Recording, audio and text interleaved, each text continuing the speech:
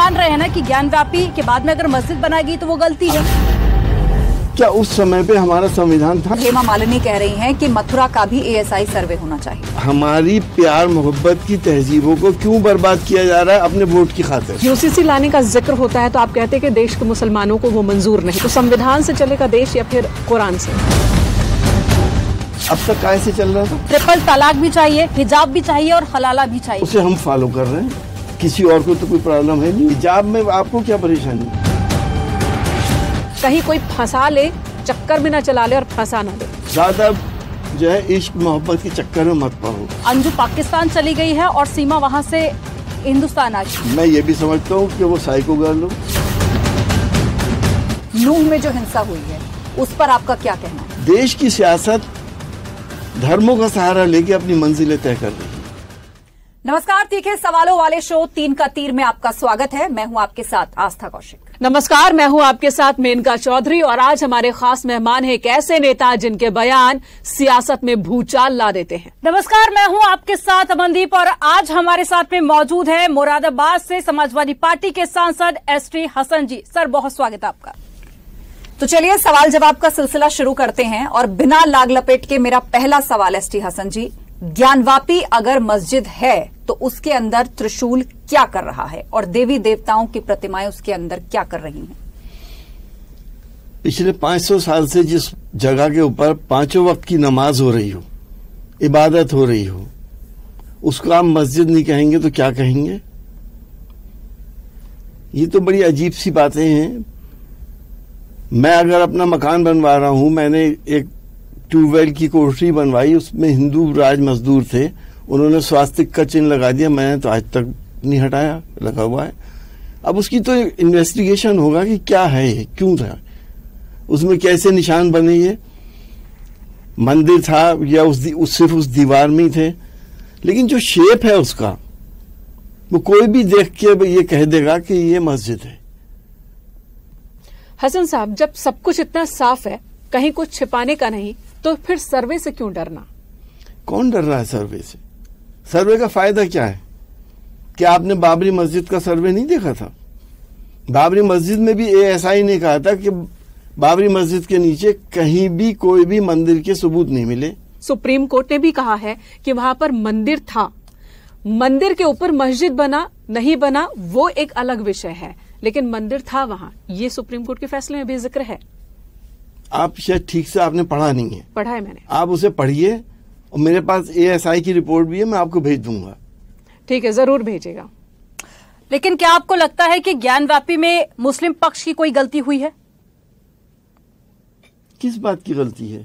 ज्ञानव्यापी ये कब से चला आ रहा है? एक प्यार मोहब्बत, एक तरफ मंदिर एक तरफ मस्जिद, इसकी तो मिसाल दी जाती थी कि ये हमारी गंगा जमनी तहजीब का प्रतीक है। हम इस देश के अंदर हिंदू मुसलमान 1000 साल से प्यार मोहब्बत से रहते आए हैं और रहते रहेंगे। क्योंकि चुनाव सामने है, इसलिए तनाव भी देख रही हैं आप पूरे हिंदुस्तान के अंदर। तो क्या मुस्लिम पक्ष अब कोई प्रस्ताव लेकर नहीं आएगा? देखिए, मैं मुस्लिम पक्ष का वकील तो हूं नहीं, लेकिन मुस्लिम पक्ष अपना प्रस्ताव हाई कोर्ट के बाद सुप्रीम कोर्ट में लेके जा रहा है। वो वहां पे इस बात को रखेंगे और इस बात यहाँ के फैसले को चुनौती देंगे। लेकिन रिसेंटली आपका बयान सामने आया था, उसमें आपने कहा कि पहले तो बहुत सारी गलतियां हुई थी, उसमें आपने अंग्रेजों का भी जिक्र किया। तो आप ये मान रहे हैं ना कि ज्ञानव्यापी के बाद में अगर मस्जिद बनाएगी तो वो गलती है? अगर गलती हुई थी, अगर गलती हुई थी तो क्या उस समय पे हमारा संविधान था? क्या उस समय में प्रजातंत्र था? उस वक्त तो बादशाह की जबान संविधान होती थी, सारी जमीन बादशाह की होती थी, वो कुछ भी बनवा दे। अब उन्होंने कब बनवाया है? आज संविधान है। अब अगर आप रेट्रोस्पेक्टिव जाएंगे तो फिर आप वहां से आइए जब 2000 साल पहले सेंट्रल एशिया से लोग आए थे हिंदुस्तान में। ठीक है, मथुरा से सांसद हेमा मालिनी कह रही हैं कि मथुरा का भी ASI सर्वे होना चाहिए। देखिए, मैं बराबर इस बात को कह रहा हूं कि हमारी प्यार मोहब्बत की तहजीबों को क्यों बर्बाद किया जा रहा है अपने वोट की खातिर? देश के अंदर एक अनरेस्ट क्यों पैदा किया जा रहा है? जब एक चीज तय हो गई, मथुरा के अंदर भी एक कलाकृतियां हैं वहां पर, 1991 का कानून बन गया कि अब अयोध्या के, उसमें यह था कि अयोध्या के अलावा बाकी सारी जगहों को जो 15 अगस्त 1947 में जो उनका स्टेटस था वो वैसे ही रहेगा, स्टेटस को था। अब क्योंकि चुनाव है, अब फिर ये चीजें फिर शुरू हो गई। इसमें वहां पे मथुरा के अंदर गालिबन जो ईदगाह है उसके ऊपर कुछ विवाद है। मैं तो सिर्फ इस बात को जानता हूं कि हमने इंसानों को बांटा धर्मों में, चलिए ठीक है, हमने बांट लिया, हिंदू मुसलमान कर लिया। अब हम अल्लाह और ईश्वर को भी बांट रहे हैं। क्या अल्लाह और ईश्वर अलग अलग अलग हैं? मान लेते एक है, मान लेते वो सियासत तो कर एक रहे ही हैं, है। वो सियासत कर रहे हैं, आप उनकी सियासत खत्म कर सकते हैं। बेहतरीन मौका है आपके सामने, आप कह दीजिए सर्वे करा लो। सर्वे देखिए, जब हाईकोर्ट आप कह रहा, विरोध नहीं करेंगे, उनकी सियासत चलेगी नहीं। फिर आप सर्वे में, मैंने कहा नहीं, तो हम अदालतों का सम्मान करते हैं। सर्वे अगर यानी वो सियासत दोनों तरफ से है ना। फिर अगर वो सर्वे अगर सुप्रीम कोर्ट भी कहता है तो सर्वे कराएं। हम तो सिर्फ कॉन्फ्लिक्ट अवॉइड करना चाहते हैं। ठीक है, आपने 1991 वर्शिप एक्ट की बात कही, लेकिन उसी संसद से जब यूसीसी लाने का जिक्र होता है तो आप कहते हैं कि देश के मुसलमानों को वो मंजूर नहीं होगा। तो संविधान से चलेगा देश या फिर कुरान से? अब तक कैसे चल रहा था? 75 साल हो गए हमारी आजादी को, स्मूथली देश चल रहा है। आप ही ने कहा ना यूसीसी हम नहीं मानेंगे। देखिए, अगर अच्छी हिंदू हैं और आप ये कहती हैं कि गीता में जो लिखा है वो गलत है, वेदों में जो लिखा है वो गलत है, तो क्या आप हिंदू कहलाएंगी? यूसीसी देश को चलाने के लिए होगा, संसद से होगा, संविधान से होगा। देखिए, वो एक संविधान का हिस्सा होगा, तो वो नहीं मंजूर आपको। कुरान से आप देश चलाएंगे? क्या अब है नहीं हिस्सा? पर्सनल लॉज नहीं है कि संविधान के है? आप उसे क्यों भूल रही हैं? वक्त वक्त पर बदलाव भी हुए हैं। अगर मैं, देखिए, हमारा ये मानना है कि कुरान पाक में जो कुछ भी कहा गया है वो अल्लाह का एक काम है, और हम अल्लाह ने जो भी फरमा दिया है हम उसे चेंज नहीं कर सकते। अगर हम अपने डिसेंडेंट्स को, अपनी बेटियों को क्या दे रहे हैं और बेटे को क्या दे रहे हैं, किसी को कोई प्रॉब्लम तो हुई नहीं आज तक। इस्लाम ने महिलाओं का हक दिया है अपनी पैतृक संपत्ति में, अब से नहीं 1400 साल से दिया है। अगर किसी की बीवी के बच्चा नहीं होता या बहुत बीमार है तो उसकी इजाजत से दूसरी शादी कर रहे हैं, तो आपको क्या तकलीफ है? आपने बेगैरती बेहयाई को तो आम कर दिया लिविंग रिलेशनशिप में। इसमें आप एक के साथ रहें या 10 के साथ रहें, कोई नहीं पूछेगा।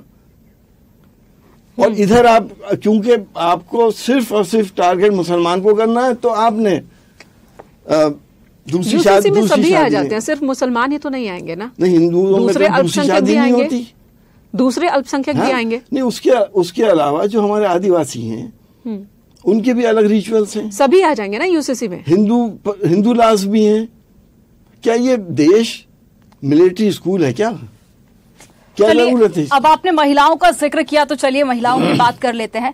ट्रिपल तलाक भी चाहिए, हिजाब भी चाहिए और हलाला भी चाहिए। क्या आपको लगता है कि महिलाओं के लिए सुरक्षित है या महिलाओं के हक में है? देखिए, ट्रिपल तलाक का जहां तक एक्सेप्ट किया सबने, क्योंकि कुरान शरीफ में इस तरह की तलाक नहीं है, इसलिए एक्सेप्ट करा। बाकी जो चीजें हैं उसे हम फॉलो कर रहे हैं, किसी और को तो कोई प्रॉब्लम है नहीं उससे। हलाला पे तो कई मुस्लिम महिलाओं ने आके इसका विरोध किया है, कई सारे इस तरह के क्लिप्स भी आपने देखे होंगे। बहुत से उलमा भी कह रहे हैं कि ये जरूरी नहीं है।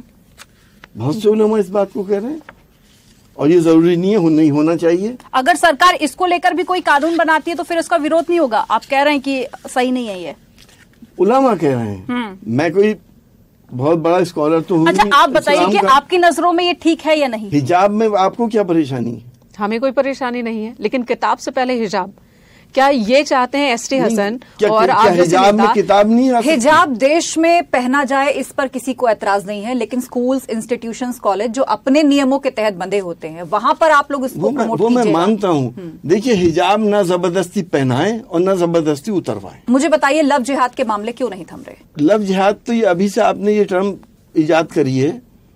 नहीं, ये केरल हाईकोर्ट ने कहा था। हाँ, मुझे मालूम है। आप इंसानियत की तारीख को उठा के देखिए, जब से इंसान इस दुनिया में आया है, ऊपर वाले ने अपोजिट सेक्स में अट्रैक्शन पैदा किया है। जब से लैला मजनू शीरीं फरात होते चले आए हैं। बहुत सी जगहों पे इसी वजह से बच्चे शादियां कर लेते हैं, एक दूसरे के साथ चले जाते हैं। लेकिन जब सोसाइटी का उनके पास दबाव आता है, मजहब परिवर्तन का दबाव या धर्म परिवर्तन का दबाव हो, सोसाइटी का दबाव हो, या धर्म के मानने वालों का दबाव हो, किसी भी धर्म वालों का, तो बच्चे कहते हैं कि मुझे तो ये मालूम ही नहीं था कि ये हिंदू है कि मुसलमान है। आमतौर से ये देखा गया है। तो आप सिरे से खारिज कर रहे हैं कि ऐसे कोई चीज है ही नहीं, कहीं ट्रैप में फंसाई नहीं जाती है, जबकि कई ऐसे मामले सामने आ चुके हैं। हो सकता है 2-4% हो भी, मैं कब मना कर रहा हूँ, हो सकता है 2-4% हो। आपने ऐसा क्यों कह दिया कि हिंदू लड़कियों को मुसलमान लड़कों को भाई की तरह देखना चाहिए, मुसलमान लड़कों को हिंदू लड़कियों को बहन की तरह देखना चाहिए, कहीं कोई फंसा ले, चक्कर में ना चला ले और फंसा ना दे? देखिए, क्योंकि आपने हिंदू लड़कियों को ही कटघरे में खड़ा कर दिया। नहीं, हमने इस बात को कहा है कि अपनी बहन समान समझो, ज्यादा जो है इश्क मोहब्बत के चक्कर में मत पड़ो, क्योंकि हमें मालूम है तुम्हारी जिंदगी स्पाइल हो जाएगी अगर ऐसा कुछ कर लिया तो। आपकी सहानुभूति अभी भी उधर ही है। किधर है? लड़कों की तरफ। आप ये भी तो कह सकते थे कि ऐसा जो कर रहा है वो गलत कर रहा है, ना करे। मैंने हिंदू लड़कियों को बहन कह दिया तो आपको कोई परेशानी है? आपने ये भी कहा कि चक्कर में फंसा लेंगे। देखिए, कोई फंसाता क्या, पूरा आपको हनी ट्रैप के बारे में तो शायद पता होगा आपको। देश की मासूम लड़कियां भी हनी ट्रैप में हैं। क्या चल नहीं रही? जिनकी जिंदगी खत्म हो जाती है वो भी हनी ट्रैप कर रही हैं। देखिए, कहीं कहीं पे हनी ट्रैप है, कहीं प्यार मोहब्बत इश्क का चक्कर है, और कहीं कहीं पे लव जिहाद भी है। तो मैं तो लव जिहाद है, आप मान रहे ना कि है, लेकिन वो परसेंटेज बहुत कम है। चलिए, कम से कम इस मंच से आपने माना कि है, परसेंटेज कम है लेकिन है। उनको आपको मैसेज देना चाहिए कि ऐसा नहीं करो, ये गलत है, इस्लाम के खिलाफ है। बिल्कुल खिलाफ है। किसी को धोखा देके आप शादी करें या उसका धर्म परिवर्तन करें या जबरदस्ती करें, ये इस्लाम के खिलाफ है। अभी आप बात लव की कर रहे थे, इसी प्रेम के चलते अंजू पाकिस्तान चली गई है और सीमा वहां से हिंदुस्तान आ गई है, इस पर आपका क्या विचार है? देखिए, इसमें कई एंगल हैं। पाकिस्तान से जो लेडी आई है सीमा, एक तो मैंने आपको बताया कि वही प्यार मोहब्बत लैला मजनू वाला मामला हो। दूसरा एंगल यह है कि पाकिस्तान की खुफिया एजेंसी की एजेंट हो। तीसरा एंगल मैं ये भी समझता हूं कि वो साइको गर्ल हो। कोई आदमी अपने बच्चों को लेके बॉर्डर इस तरह से क्रॉस करके यहाँ पे हिंदुस्तान आ गई, तो एक नॉर्मल लेडी तो ये काम करती नहीं है। ऐसी एक हमारी लेडी वहां चली गई, उसके लिए भी ये तीनों एंगल हैं। तो क्या ये एक्सचेंज सिस्टम चल रहा है क्या? एक हिंदुस्तान से पाकिस्तान गई, एक पाकिस्तान से हिंदुस्तान आ गई। मेरे ख्याल से ये अब इस वक्त, क्योंकि ये सीमा का केस आ गया सामने, तो ये केस आ गया, हो सकता है इससे पहले ही बहुत हुए हो। कितने लोग पाकिस्तान की लड़कियों से शादी करते हैं हिंदुस्तान में। ठीक है, कुछ और सवालों का रुख करते हैं। नूह में जो हिंसा हुई है उस पर आपका क्या कहना है, क्या विचार है उस पर आपका? देखिए, नूह की हिंसा में मैं राजनीतिक दलों को इसका जिम्मेदार मानता हूं। मैं खुद भी जिम्मेदार हूं, मैं भी एक राजनीतिक आदमी हूं। देश की सियासत धर्मों का सहारा लेके अपनी मंजिलें तय कर रही है। हम विकास की बात नहीं करते, रोजगार की बात नहीं करते, किसान की बात नहीं करते, मजदूर की बात नहीं करते, महंगाई की बात नहीं करते, हम हिंदू मुसलमान पे उतर आते हैं। जिसका नतीजा ये हुआ कि अभी जनता मैसेज दे रही है कि ये सियासत बंद करो, वरना इस तरह की जाने कितने घटनाएं और हो जाएंगी। ये सियासत अब बंद होनी चाहिए। इस मामले में आपको लगता है कि यूपी की परिस्थिति बेहतर है कानून व्यवस्था के लिहाज से? क्योंकि यहाँ तो कांवड़ यात्रा भी बिल्कुल शांति से होती है, ईद भी उतनी ही शांति से मनती है, सड़कों पर कोई नमाज नहीं होती। वहां का सांप्रदायिक सौहार्द बहुत अच्छा है।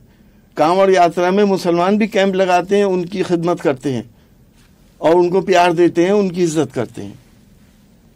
हम ये नहीं कहते कि साहब वो सड़कें क्यों बंद कर दी गई, जैसे कि और लोग कहते हैं कि अगर 2 घंटे को सड़क पे नमाज अगर हो रही तो उसे बंद कर दो। मैं तो एक चीज आपसे पहले ही मैंने कहा, मैं अल्लाह की इबादत कर रहा हूं, आप ईश्वर की पूजा कर रही हैं, क्या फर्क है? आपका अलग रास्ता है, मेरा अलग रास्ता है, टारगेट तो, मंजिल तो एक ही है। वो परवरदिगार जिसने हम सबको पैदा किया, हम सबका पालनहार है, वो अलग तो नहीं है। सियासत शायद बंद हो जाए तो ये सारी चीजें भी बंद हो जाए, दंगे फसाद भी। खैर, अब दूसरे प्रदेश में भी हो रहा है कि योगी मॉडल को अपना लिया जाए। आपके नेता ने बुलडोजर बाबा का नाम दे दिया, विधानसभा चुनाव में बैकफायर कर गया। अब कोलकाता हाईकोर्ट भी कह रही है कि अगर जरूरत पड़े तो योगी जी से बुलडोजर उधार ले लो। पता नहीं कैसे हाईकोर्ट ने ये बात कह दी। जिसका मकान होता है उसमें अगर 10 आदमी रह रहे हैं, एक क्रिमिनल है, तो इसका मतलब उन 9 को भी सजा दे दो, उसके मकान से, घर से बेघर कर दो, बर्बाद कर दो। उसकी बीवी भी है, उसके बच्चे भी हैं, उसके बाप भी हैं, उसकी माँ भी है। तो क्या जायज है? क्या और तरीके नहीं हो सकते? क्या कानून पहले लागू नहीं हुआ था? क्या हिंदुस्तान में अराजकता थी? बुलडोजर के आने से सब चीज ठीक हो गई? अदालतें क्यों कह रही हैं फिर ऐसा? अब देखिए, अदालत के बारे में हम कोई टिप्पणी नहीं कर सकते। क्राइम कंट्रोल हुआ बुलडोजर से या नहीं, आपको क्या लगता है? क्राइम आप डेटा उठा के देखिए, कंट्रोल हुआ या नहीं। आप रोज के अखबार पढ़िए। माफिया डरे हैं कि नहीं? तख्ती लगा के पहुंच रहे हैं लोग कि एनकाउंटर मत करना, सरेंडर कर रहे हैं। तो भाई, उनको तो जब एनकाउंटर का डर है तो वो पहुंच रहे हैं। मैं मानता हूँ आपकी इस बात को। पंचायत इलेक्शन वहां हुए, वेस्ट बंगाल में आपने देखा क्या हुआ, अपने यहां भी हुए, फर्क दिखा? बिल्कुल दिखा। वहां पे ये देखिए कि किसके कार्यकर्ता ज्यादा मरे बंगाल के अंदर। टीएमसी वाले कहते हैं कि हमारे सबसे ज्यादा कार्यकर्ता मर गए। हिंसा का इल्जाम जाहिर है मुख्यमंत्री है तो उन्हीं पे पड़ेगा, वो भी तो वो जिम्मेदार हैं। और यहाँ पे शांतिपूर्वक हुए सारे चुनाव। चलिए, राम मंदिर का जिक्र आया तो उसकी बात कर लेते हैं कि राम मंदिर 2024 में कितना बड़ा मुद्दा रहने वाला है? देखिए, राम मंदिर कोई मुद्दा अब बचा नहीं है। ये जरूर होगा जिस वक्त राम मंदिर चालू होगा, दर्शन होंगे, तो उस वक्त जो श्रद्धालु आएंगे, ट्रेनें फ्री होंगी, बसें फ्री होंगी, हेलीकॉप्टर से फूल भी बरसाए जाएंगे, एक माहौल बनाने के लिए कि हमें वोट मिल जाए। जो 500 साल में नहीं हुआ वो अब हमने करके दिखा दिया। लेकिन अब हिंदू मुसलमान भाई इन नफरतों की सियासत से ऊपर उठे हुए हैं। उन्होंने बहुत झेल लिया। कब तक हिंदू मुसलमान कर करके वोट देते रहेंगे? हमें एक साथ मरना है, एक साथ जीना है। और ये हमारा मानना है कि हिंदू मुसलमान इस देश में एक ठहरा हुआ पानी है। आप लाठी मारोगे, हलचल होगी, लेकिन ये फिर मिल जाएगा। इसे कोई अलग नहीं कर सकता। ठीक है, कुछ सियासी सवालों की तरफ आ जाते हैं। अगर 2024 में मायावती एनडीए के साथ चुनाव लड़ लेती हैं तो ये विपक्ष के लिए कितना बड़ा झटका होगा? देखिए, ये उनके फैसले हैं और कोई झटका नहीं होगा। वो तो अभी भी यही कह रही है कि मैं, आप लोग भी आशीर्वाद मांगते हैं ना बहन जी का बार बार। वो तो ये कह ही रही है कि मैं इंडिविजुअली भी चुनाव लड़ूंगी, अपने दम पे लड़ूंगी। वो तो अभी भी कह रही हैं। जब उन्हें लड़ना है अपने दम पे तो हमें क्या फर्क पड़ रहा है? अच्छा, राजभर हो, दारा सिंह हो, बिछड़े सभी बारी बारी, ऐसा क्या है कि समाजवादी पार्टी अपने गठबंधन को बांध कर नहीं रख पाती? देखिए, लोगों की एम्बिशंस होती हैं, मिसकैलकुलेशंस होती हैं। उन्हें वहां पे क्या दिख रहा है, उन्हें वो बेहतर समझा, वहां चले गए। समाजवादी पार्टी एक चलती ट्रेन है, लोग उतरते भी हैं, चढ़ते भी हैं, इस पे कोई फर्क पड़ता नहीं है। पार्टी अपनी गंभीरता की कमी नहीं हो जाती फिर जब गठबंधन की सियासत चल रही है? आप अपने गठबंधन के सहयोगियों को लेकर गंभीर नहीं है तो परिपक्वता पर भी तो सवाल उठते हैं ना। इसमें गंभीरता की क्या बात है? किसी की मर्जी नहीं है क्या?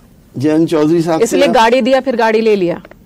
जयंत चौधरी साहब से हमारा गठबंधन नहीं चल रहा क्या? एक अकेले वही रह गए आपके पास। महान दल अलग हो गया, सुभाषपा अलग हो गई, और अब तो 24 दल और आ तो गए साथ। अब जो इंडिया अलायंस है उसमें सब 24 दल हैं। इसीलिए सब कह रहे हैं कि प्रधानमंत्री पद के उम्मीदवार ज्यादा हैं। देखिए, इस अलायंस के अंदर बहुत बड़े बड़े नेता हैं और ऐसे नेता हैं जिनकी फेस वैल्यू तो आम दुनिया में है। तो वो कोई समस्या नहीं है, बैठ के सब तय कर लेंगे किसको बनना है, उस वक्त की क्या सर्कमस्टांसेस होंगे। उसके लिए पहले से पहले ये शगुफे छोड़ना कि साहब इनके यहाँ तो इसी पे लड़ाई होगी कि प्रधानमंत्री कौन बनेगा, ये सब बेकार की बात है। ठीक है, लेकिन इस बार तो विधानसभा इलेक्शन में आरएलडी के साथ में गठबंधन हुआ था सपा का, लेकिन उसके बाद भी समाजवादी पार्टी कुछ खास कमाल नहीं कर पाई। देखिए, हमारी सीटें कितनी बढ़ गई, हम सरकारी तो नहीं बना पाए, लेकिन हमारी सीटें 100 से 111 पे पहुंच गई, 47 से। नारा तो 300 पार का दिया था ना। अब ये तो इलेक्शन है, हमारे अजम्पशन यही थे कि इतने आएंगे, लेकिन नहीं आए। और उसमें भी हम मार्जिन पे जहां जहां हारे हैं वो 82 सीटें हैं हमारी जी। अब हारे हैं या हराए गए हैं। ठीक है, अखिलेश यादव का MY फॉर्मूला क्या फेल हो गया, खासतौर पर पश्चिमी यूपी में? इस पर आपकी क्या राय है मोदी योगी लहर के सामने?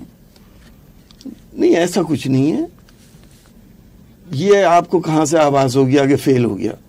कह तो यही रहना कि MY फेल हुआ, इसीलिए PDA के फॉर्मूले पर अब बढ़ रहे हैं आप, पिछड़ा दलित और अल्पसंख्यक के फॉर्मूले पर। तो हम तो इन तमाम दबे कुचलों को साथ लेके चलते ही हैं। हम समाजवादी पार्टी कोई मुसलमानों की पार्टी तो है नहीं।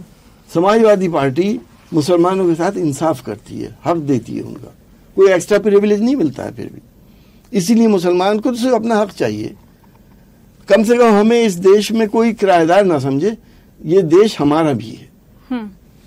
लेकिन चर्चाएं तो ये भी है कि कांग्रेस और समाजवादी पार्टी गठबंधन करने वाली है, और इससे पहले भी दोनों साथ तो आए थे यूपी के लड़के, लेकिन कुछ खास कमाल नहीं हुआ था। हर इलेक्शन की परिस्थितियां अलग अलग होती हैं। जनता इस वक्त क्या कह रही है?